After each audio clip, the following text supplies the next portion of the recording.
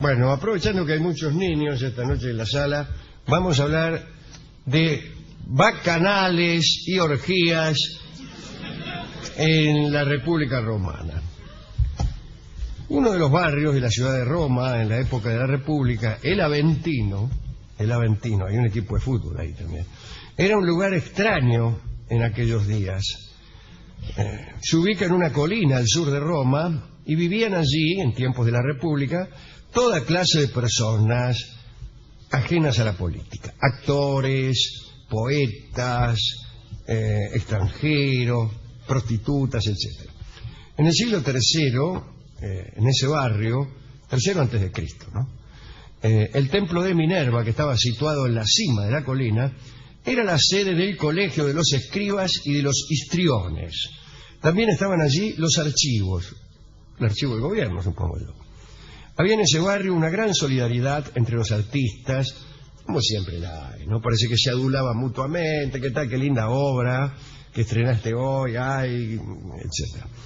Y cada vez que llegaba un habitante, un nuevo vecino, era recibido por los más encumbrados y sus capacidades artísticas eran recomendadas a los ediles para que la tuvieran en cuenta, comprando cuadros, empleando actores, etc. Más allá de estos asuntos, el Aventino era una comunidad cerrada, a la cual los gobernantes temían. Cuenta Grimal que los gobernantes vivían en la angustia de quien espera una conspiración. Si miraban con recelo a ese barrio, temían que sucedieran allí cosas que escaparan a cualquier vigilancia. Temían a las asambleas nocturnas que pudieran deshacer, desconocer todo lo que se decidía en forma diurna en el foro, que era el barrio de los macanudos, ¿no? De las decisiones políticas.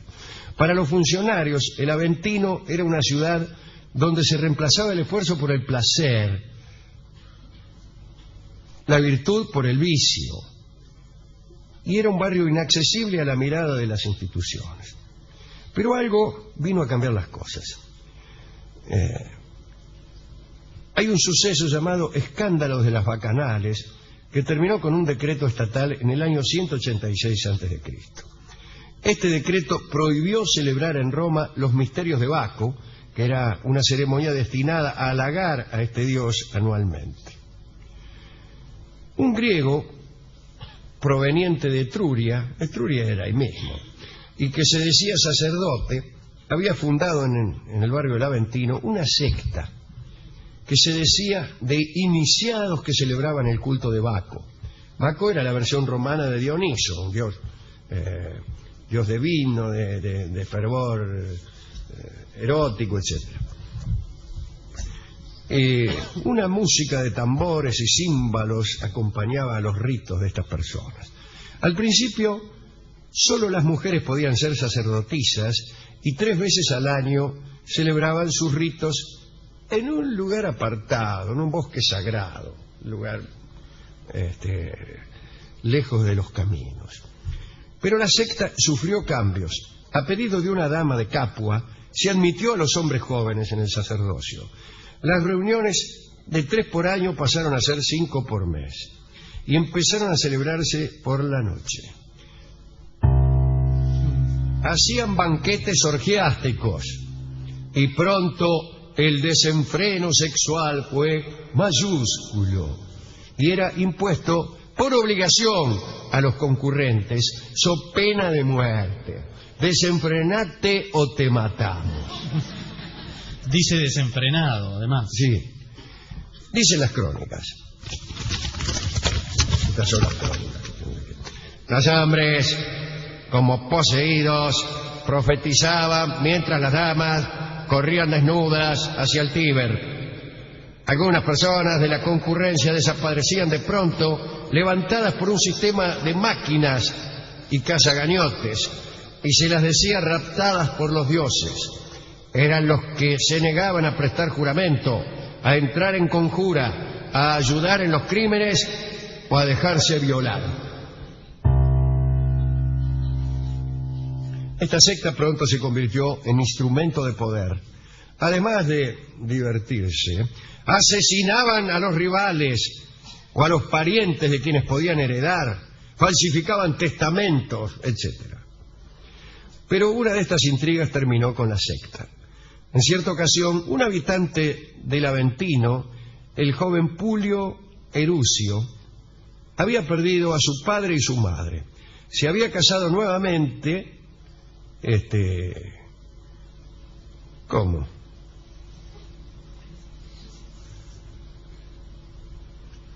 Con un tal Tito Sempronio. No puede ser. Y tanta bacanal. Tanta bacanal, yo. Era de noche, aparte.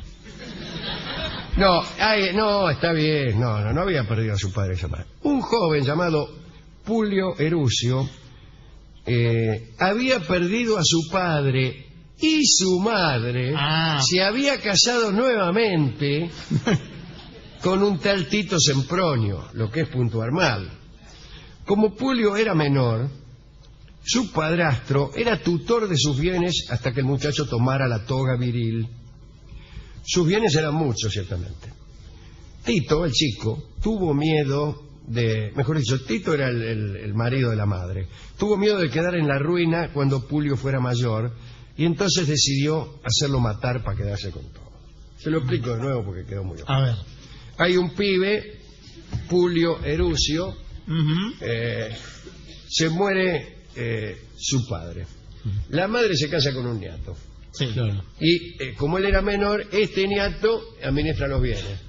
Pero como va creciendo el pibe, el niato nuevo dice, en cuanto este cumpla los 18 años, se va a hacer cargo de toda la fortuna y adiós mi plata. ¿Me podría poner un resulta en el relato? ¿Cómo? Un resulta. Resulta que, etcétera. Bueno, el padrastro decide hacer matar al chico, para quedarse con todo. Y decidió iniciarlo en los misterios de las bacanales, esperando que el muchacho resultara muerto, porque en medio del desenfreno aprovechaban para cometer crímenes. Y la madre estuvo de acuerdo, mirá vos si será la vieja, ¿eh? Bueno, entonces... la madre le dijo al hijo que había prometido a los dioses iniciarlo en el culto de Baco. Y el pibe, Publio, no sospechó nada y aceptó. Su madre le advirtió que para iniciarse debía observar por 10 días una continencia sexual absoluta. Debía también purificarse en el agua para luego ser llevado al santuario. Es decir, debía prepararse bien y lavarse un poco. Pero algo interrumpió el plan. El pibe, Publio, se enamoró de su vecina, una prostituta llamada Hispala. Ella también se enamoró de la tipa, ¿no? Era sevillana, esclava en su juventud, y una vez liberada se había establecido en el Aventino. Hispala había participado de las bacanales y estaba al tanto de lo que allí sucedía, incluso de los crímenes. Una tarde Publio fue a visitarla y ella quiso amarlo en ese momento. Pero él le contestó que no podía porque iba a enrolarse en el culto y estaba en un periodo de abstinencia. Hispala desesperó. Comprendió que las intenciones del padrastro eran terribles. Llorando, hizo prometer a Publio que no iría a la iniciación. Y Publio, enamorado, aceptó. Cuando volvió a su casa, le dijo al padrastro que no se iniciaría. Y el padrastro lo atacó ahí mismo. Publio eludió los golpes, salió corriendo, se refugió en casa de una tía. Hispala se constituyó en casa de la tía y allí le contó a ambos lo que sucedía en las bacanales y lo que sospechaba del padrastro Tito Sempronio. Decidieron contar todo al cónsul, el cónsul Postunio. Postunio fue hasta la casa de la tía, empezó la investigación y bueno, le preguntó a Hispala sobre lo que pasaba en las bacanales. La mina contó todo, las orgías, los crímenes, una porquería. Hispala y Publio se ocultaron por un tiempo, mientras las autoridades destruían la secta y decretaban, y ahí viene lo malo, la prohibición de las orgías. El padrastro fue detenido. Por uno la ligamos todo. Por uno la ligamos todo, fueron lo que dijeron los tipos de la orgía, que ya estaban en calzoncillos. ahí en el rincón oscuro, en esa especie de baldío en donde hacían la orgía, viene de acá y dice, ¿viniste por uno? Y lo que dijo el señor. La ligamos todos. Estos muchachos, Pulio y la prostituta enamorada, Hispala, fueron recompensados. A ella se le otorgó el derecho de casarse, del cual carecían las prostitutas. Y se casó con Pulio, naturalmente. Porque bueno sería que le hubieran otorgado el derecho de casarse y hubieran casado con otro. ¿Vio cómo pasa a veces? ¿No? Y él resultó inscripto entre los ciudadanos que estaban exentos de cumplir con las obligaciones militares, lo cual no era poco, porque el servicio militar de Roma era muy estricto, muy rígido, y los muchachos sometidos a él envejecían prematuramente. Se salva la colimba él entonces. Se salvó de la colimba, pero era una colimba que duraba hasta los 60 años. Peor que Marina. Peor que Marina, que acá eran 2 años sí. Y nos quejábamos. Mirá vos. 60 años. En Atenas era peor todavía. ¿Sabe cuánto duraba el servicio militar? ¿Cuánto? Toda la vida. Toda la vida.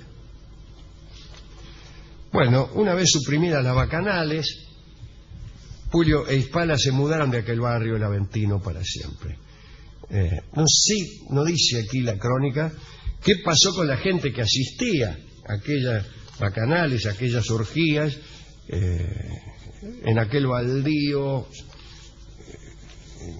en aquel lugar oscuro a orillas del Tévere. No lo dice, pero una mala noticia. Fuimos a la discoteca, le contamos esta historia al discotecario, que le hizo contar varias veces, especialmente la parte de las orgías, sí. Y las minas que hacían, qué sé yo, a él le gustan esos detalles, ¿no? Añora las bacanales, ¿no? Sí, sí, qué lástima, dice, y otra dice, no conocen algunas por acá, dice que algún baldío. Claro, y hablando de baldío, me dio un disco que es Viejo Baldío, un tango muy lindo de Roberto Grela, que fue compuesto evidentemente pensando en este rincón orgiástico del Aventino. Vamos a escuchar la versión de Edmundo Rivero con el acompañamiento, con el estupendo acompañamiento del autor del tango, Roberto Grela, y su conjunto de guitarra. Viejo Baldío.